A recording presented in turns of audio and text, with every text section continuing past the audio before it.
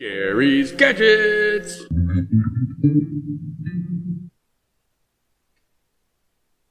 So I'm back.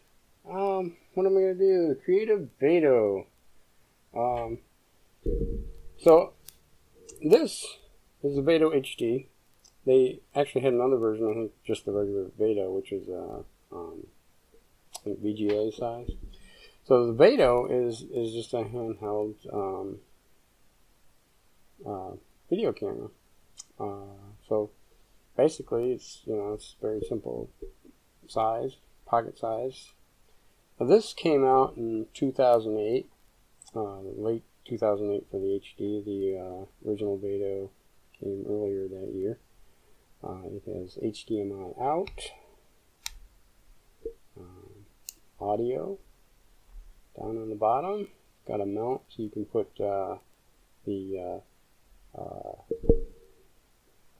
mount it on a tripod if you want, so there's not that nice. It's got a little removable, so you don't have USB. So transferring the video was fairly simple. You just plug it in the computer and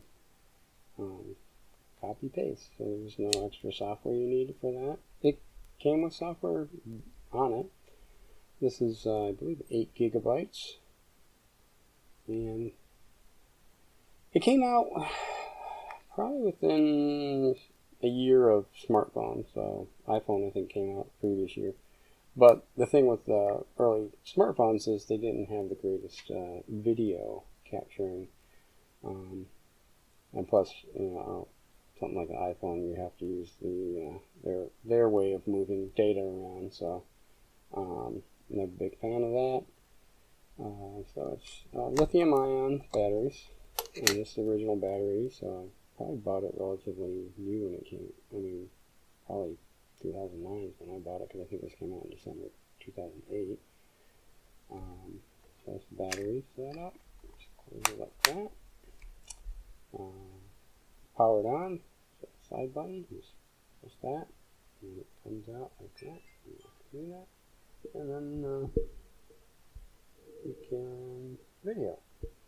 You just hold it basically like that, and press the button, and it'll start to record. And then you can use digital zoom. I'm sure it's digital zoom. So then press stop recording, and hit playback. And so there it is playing back. Pause that. Turn back. Previous one. So it was a neat device at the time. Of course, now any smartphone has a decent video capture and has for many years. So this really wasn't out for very long. It was handy. You don't have to worry about losing your very expensive cell phone, smartphone. So you could, I could take it in places. It's all banged up and stuff. So this got a lot of use on vacations and stuff like that. So I still use it occasionally because it is so nice and handy. Back then you can see the depth here of the actual camera. It's the CMOS sensor. So you were not going to get this quality into a video into a smartphone back then. But within a couple of years, they basically caught up, and this became a redundant device. Smartphone put a lot of gadgets out of business. So this was the Vado. Not getting too much into it. But then I thought, this is a creative product. Let me go ahead and power that down. I said, what else? It turns out I have a lot of creative stuff. I have creative, originally big name with the Sound Blaster. It was the audio card to have for a computer. If you wanted to make sure you got some decent sound and work with your video game, you pretty much went with a Sound Blaster. And so on building one of my game machines, I decided to go with what's called the Audio G2. This is a creative Audio G2. It's got a Firewire game port, because that's where you put your joystick in, and the inputs and outputs for the audio, and then it's got this little adapter there. That actually hooks into a big cable, and here's the cable itself. It's fairly long. The idea was to plug one end into the Audio G2 in the computer, and then this would feed up through a hole, and then it would attach to a breakout box. Here's the breakout box. And so you'd have your, switch that around. You have your firewire, optical, 1/4 inch inputs, volume, and mic recording. I think this was line in mic, so you can control that without having to mess around with grabbing the mouse or anything. On the back, you've got the audio outputs.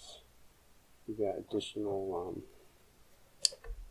this is firewire breakout. This is where the cable comes in, and one of the firewires goes in, so you have one in, and then you could then use firewire out.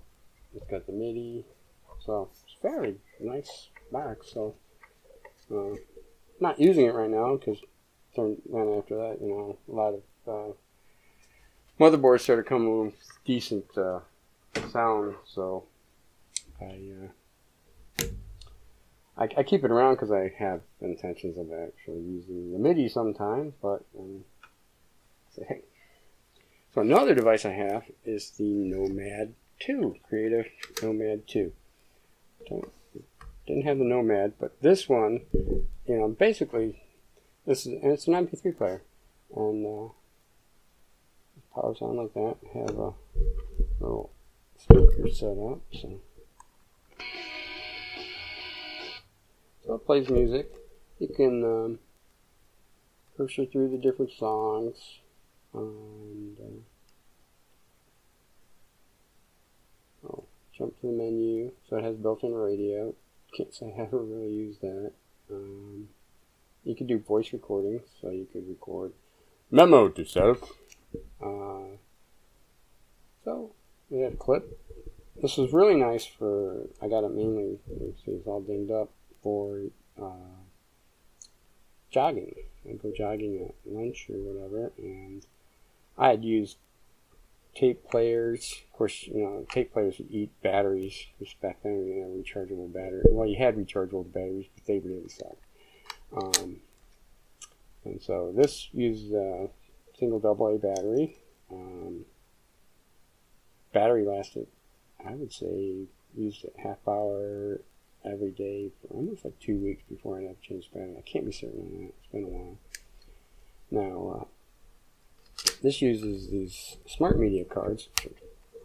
Big, giant cards compared to our little micro SDs now. So this one here holds a whopping 64 megabytes. Huge! That's like massive amounts. And then this one here is a 32. Pop out the battery. And slide out my card. So yeah, that's how that works. And so you just swap out. You have maybe music on one. I had music on one and podcasts on another. Eventually, I started using this for podcasts because this is Gary's Gadgets, and what does Gary have? Gary has gadgets. And what did he get next? Got another MP3 player, because why? You can never have enough MP3 players. Now this one, you had to, I think, use Music Match, the jukebox. Let's get to the quick start guide. So this came with Music Match. Apparently there's a wide remote somewhere. I gotta find out where that is. So it uses a Music Match, which I thought was cool. It was only an intro, so after ripping 50 songs, you then had to pay to upgrade. I did actually pay to upgrade on that, and then I got upgrades for years and years and years until eventually pretty much MP3 ripping is supported by just about anybody. So I didn't need that anymore. But this is the Creative Nomad, so this had a USB, so you still had to transfer. Let's see how old this is. You still had to transfer via USB. Let me go ahead and power this off.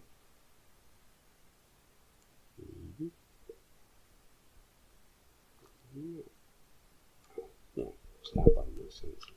So, you had to have a cable to do all that.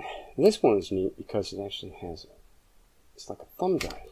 So you slide it out, pop it in your computer. All you had to do was copy your music over. This has 128 megabytes built in, so right off the bat, huge storage capacity. Takes a AAA battery. And see if it'll come on. I had some problems connecting the battery. Okay, so you power it on like that, and plug it in, and you automatically start playing. So you can stop, adjust the volume. This was really nice for like jogging this up because it was so small and lightweight, and again, battery life on this was great. So that's my collection of creative products I've used over the years. I don't know if this is all of them, but it's definitely there. So we start off with the Vado. I started off with the Vado, but it's really probably the, I don't know. It's a toss-up between this and the Audigy 2 as to which one is the most recent. But yeah, creative and making some cool products. And you can see the evolution in the size of MP3 players. And then they got really small, and then they just, oh, phone! Your phone's your MP3 player now. So, in fact, I use a phone as an MP3 player. So, then I have my phone as my phone. But so that there is the Audigy, or yeah, creative stuff. So, Movo, Nomad 2, Vado, and the Audigy 2. So, I guess that'll do it for now, so I'll catch you later. Gary's Gadgets!